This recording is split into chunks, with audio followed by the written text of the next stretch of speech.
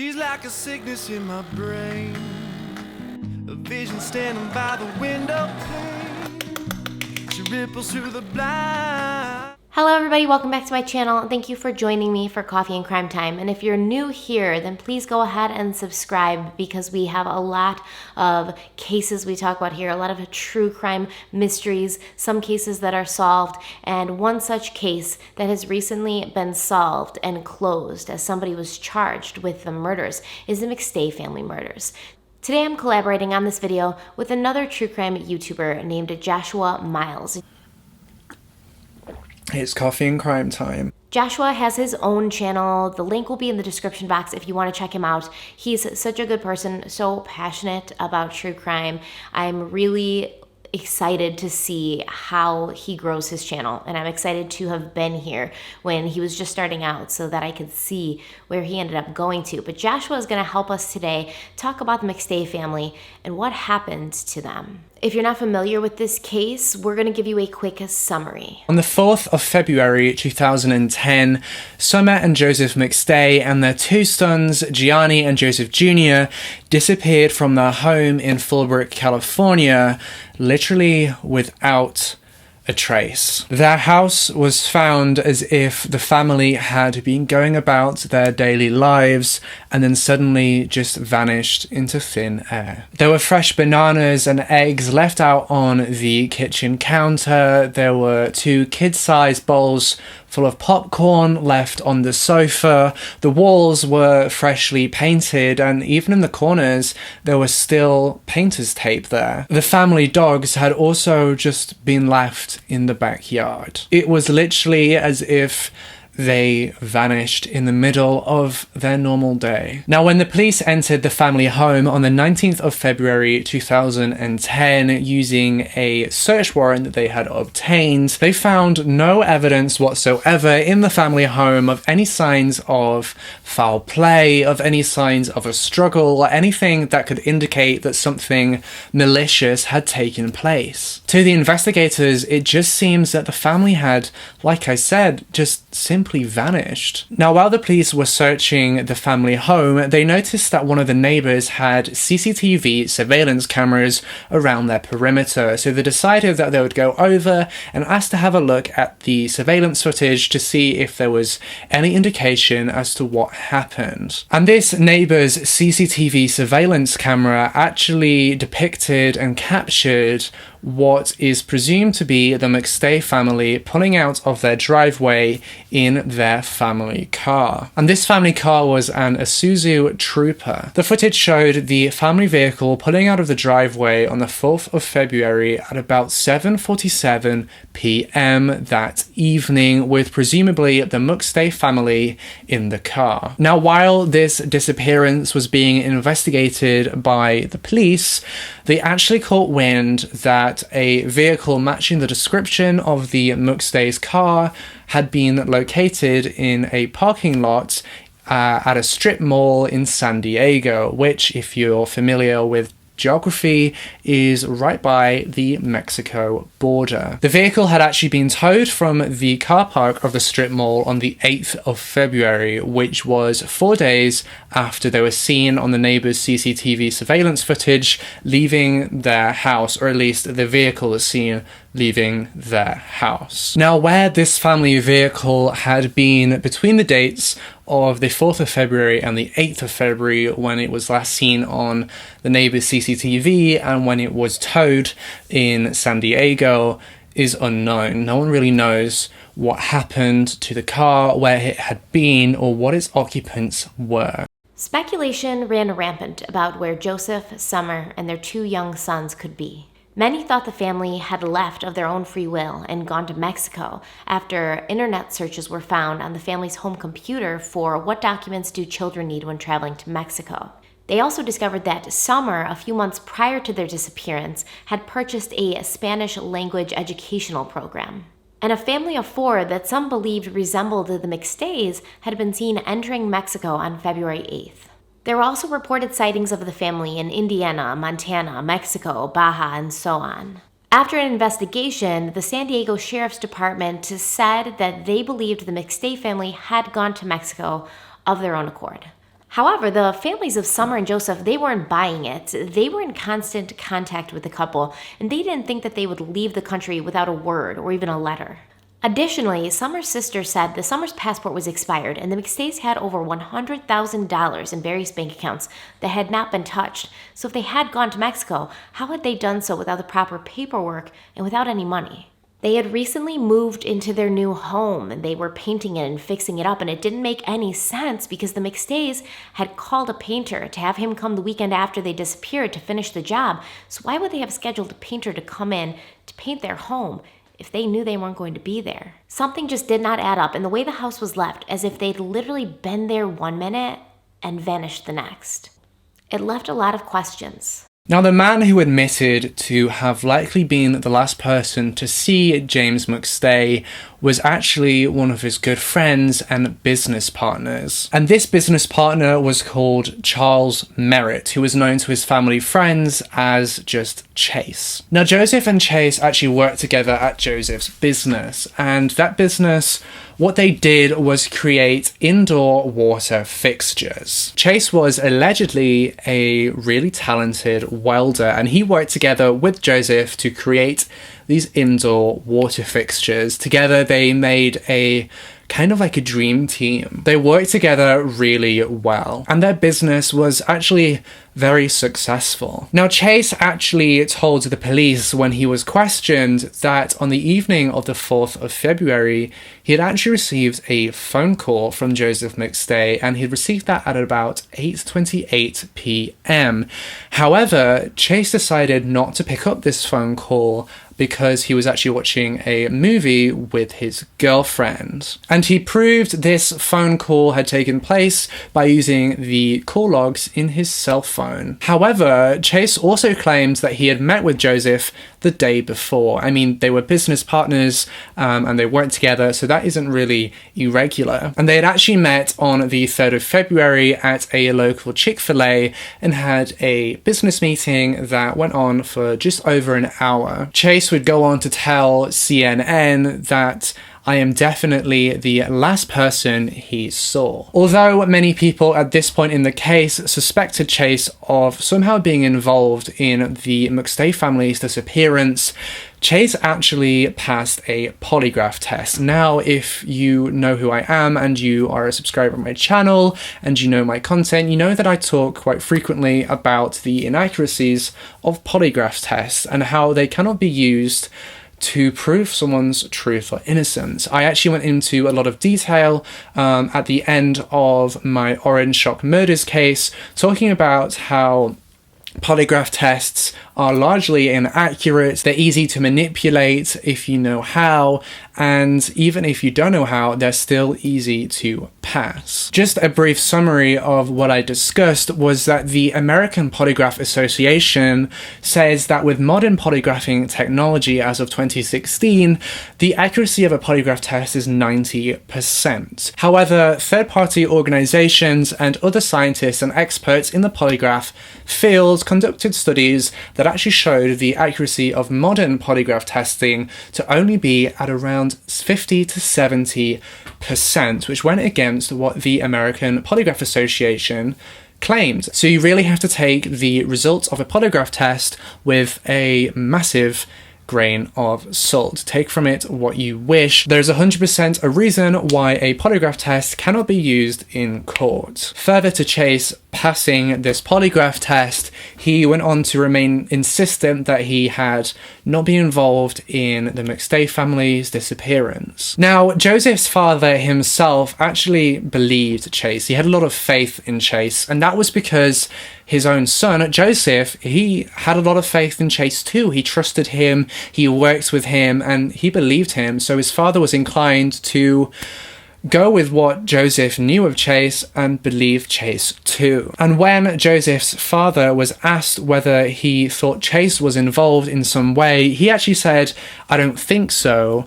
I truly hope not." On November 11th, 2013, a biker came across what was thought to have been a child's skull. The police were called to a remote, high desert area in Victorville, California, part of the expanse of an unsettled Mojave Desert region. Upon further investigation, they found the remains of the McStays buried in 2 shallow graves. Summer was buried with one little boy, and Joseph was buried with the other. Gianni was 4 at the time of his death, and little Joseph Jr. was just 3. If it's not impactful enough to think that these children were just basically babies when they were killed, a diaper was found in the grave where Joseph Jr. was buried. He was still in diapers. They had been bludgeoned to death with a sledgehammer, which was also buried nearby. Who would do something like this to an entire family, much less 2 small children? What kind of motive would somebody need to end 4 innocent lives in such a violent manner? Well, money is the root of all evil, and this case was no exception. In January of 2014, Charles Chase Merritt said he was planning on writing a book about the McStay family disappearance called Afraid of the Light. He made allegations that Joseph McStay had been sick with some mysterious illness that his wife had brought upon him. And he also made allegations that Summer McStay had a violent temper. He told a reporter, "I wasn't his best friend, but he was mine, and I believed he opened up to me about a lot of things he didn't tell anyone else." It was at this point that the father of Joseph McStay claimed that he started to think something was off about Chase Merritt. He said it was true that Summer may have been possessive of her husband, but he truly believed that Summer loved her son and would never do anything to hurt Joseph or their 2 children. An investigation was immediately launched and started surrounding the family's deaths. And it was during this investigation that the police officers actually uncovered some facts about Chase which raised quite a few red flags. Chase actually had a criminal record and had served some prison time during the 1970s and 1980s. And that prison time had been served as a result of Chase being found guilty of burglary, receiving stolen goods, and violating his parole. Further to this, the investigators actually discovered an email that was sent from Joseph McStay to Chase, and it was regarding a botched job that Chase had actually done. This email was sent 3 days prior to the McStay family disappearing, and in this email, Joseph told Chase that Chase owed Joseph $42,000 for this botched job. Now, instead of paying up and finding money and trying to find a payment plan to try and pay off this debt to Joseph, Chase decided to use the company's accounts and write checks to himself, embezzling money from the company. And he'd do this through the use of their online accountancy software, QuickBooks. And of course, because they were business partners, Joseph also had access to this online accountancy software, and when he logged on and had a look at how finances were going, making sure invoices were paid, etc., he noticed that there was a dip in the finances and that there was money going out, and he wasn't quite sure why. And when he investigated, he immediately noticed that Chase had been embezzling money from the company. And Joseph was understandably angry and not happy about this in the slightest. And this meant that Chase not only owed Joseph $42,000, he also owed the company however much money he had embezzled from it. And Chase was at risk of potentially being fired from the company, actually most definitely at risk of being fired, and even having criminal charges brought against him for embezzlement. Now, like I said earlier, Chase was a former criminal. He had a criminal record. He had been to prison for a period of time. And once a person comes out of prison and is rehabilitated into society, it is actually very, very difficult for somebody with a criminal record to find a good and well-paying job. And this opportunity and this job that Chase had got with Joseph and working with Joseph was an amazing opportunity. They earned lots of money together. It was very successful, and it was probably one of the better opportunities that Chase could have got. And he had ruined this by embezzling money. And Chase, obviously, he didn't want to lose this job. He didn't want to lose the business. He wouldn't be fired because he would have to go back to square one. He'd have to try and find another job. It would likely have been quite a low-paying job.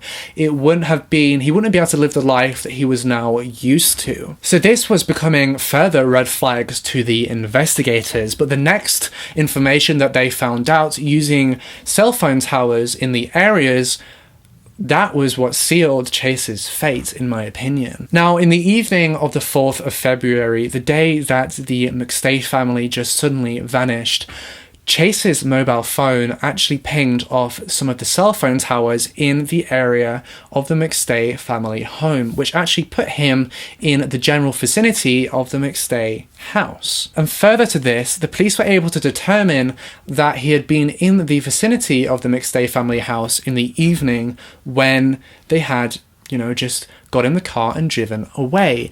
And this was very suspicious, especially considering Chase's initial statement was that he had been at home or at the cinema watching a movie with his girlfriend, which is why he hadn't initially picked up that phone call that he had got from Joseph. And then even crazier, when the police investigated the cell phone towers that were near the desert where the McStay family were found in shallow graves, they actually determined and discovered that Chase's cell phone had pinged off these towers in the days following the McStay family's disappearance, placing his cell phone in the vicinity of the shallow graves where the family was buried in the days after their disappearance. This is so much evidence against him, and I mean, people go everywhere with these cell phones, so the police were able to almost certainly place Chase in the desert in the location of the shallow graves in the days following the family's disappearance. This was a massive red flag to the investigators. But that actually wasn't all. The investigators actually found Chase's DNA on the steering wheel of Joseph McStay's family car, on the car that had been seen leaving the McStay family home on the evening of the 4th of February. Now, this was actually protested by Chase's lawyers as being a case of perhaps DNA transfer. It wouldn't have been uncommon for Joseph and Chase to shake hands, DNA to be transferred to their hands. They were business partners. It wouldn't be uncommon for Chase to be in Joseph's vehicle. Maybe he gave him a lift somewhere. Maybe he drove his car. It wouldn't be surprising to have found Chase's DNA in this family vehicle. On June 10th of 2019, Charles Chase Merritt was convicted of killing the entire family and burying their bodies in the desert. He was convicted with special circumstances, which makes him eligible for the death penalty. It was discovered during autopsy that one of the McStay boys had at least 7 blows to the head. An incredibly painful and horrific way to die for anyone, but especially a small child. Now, this video is most likely going to be posted on Tuesday, and I know the sentencing phase does begin on Tuesday, and it's going to be a determination of whether Chase Merritt gets the death penalty or life in prison. At this point, he's in California, so it really doesn't matter if he's given the death penalty or life in prison, because at this time, it could mean the same thing. California Governor Gavin Newsom put a moratorium on the death penalty in that state.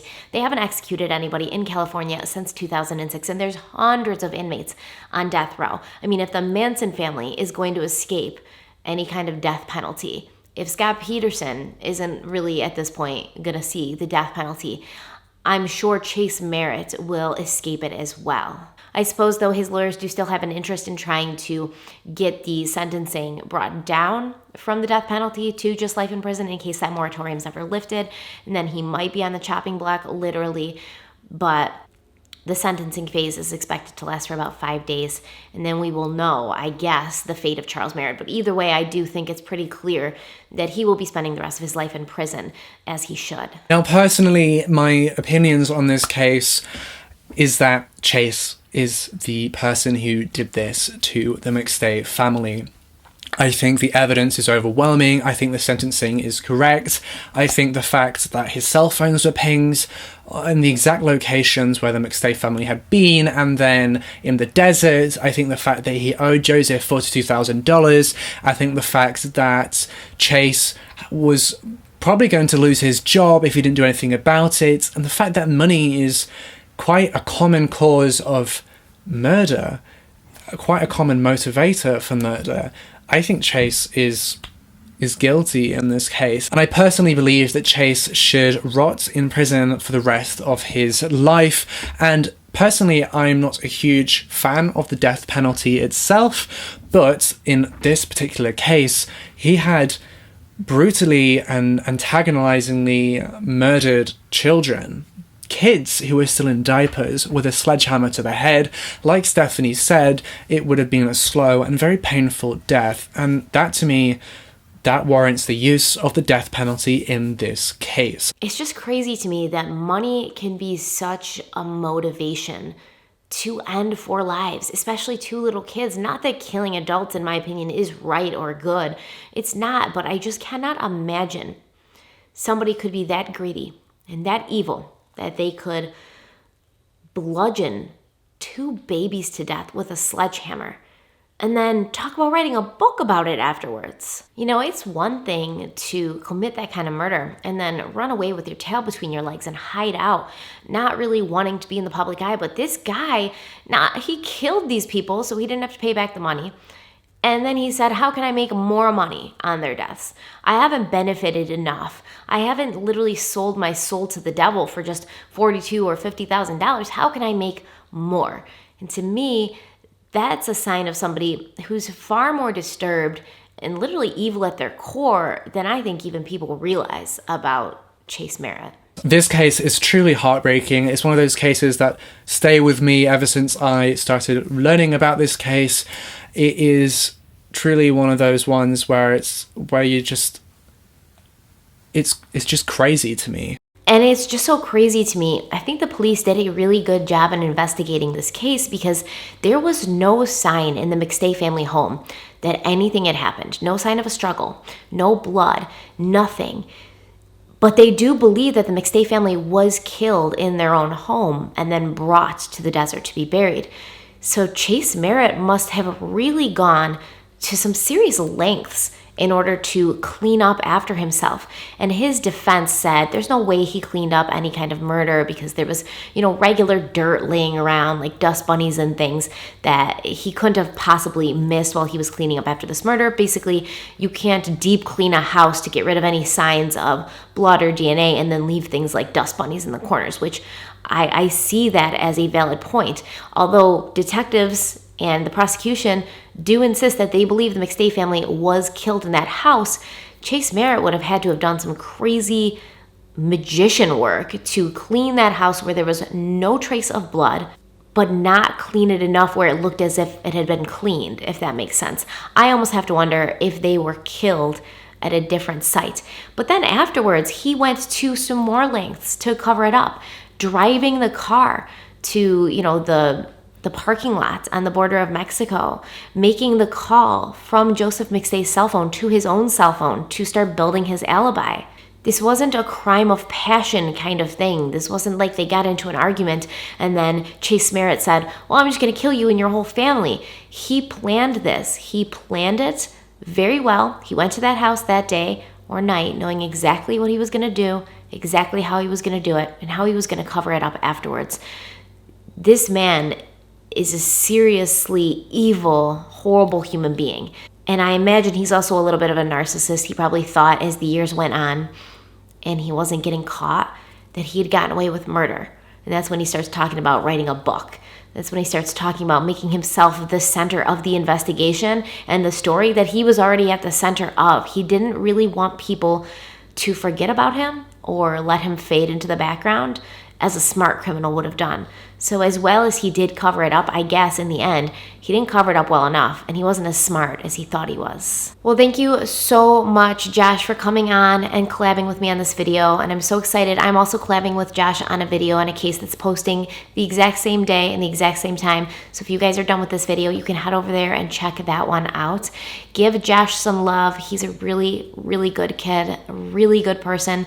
I am so excited to see where he goes and what he does. I'd just like to thank Stephanie for having me on for this coffee and true crime episode. It's been such an honor to come onto this channel. We actually covered a case over on my channel which was about the monster of Great Falls, a very interesting case. So be sure to jump over to my channel to check out the case that me and Stephanie covered.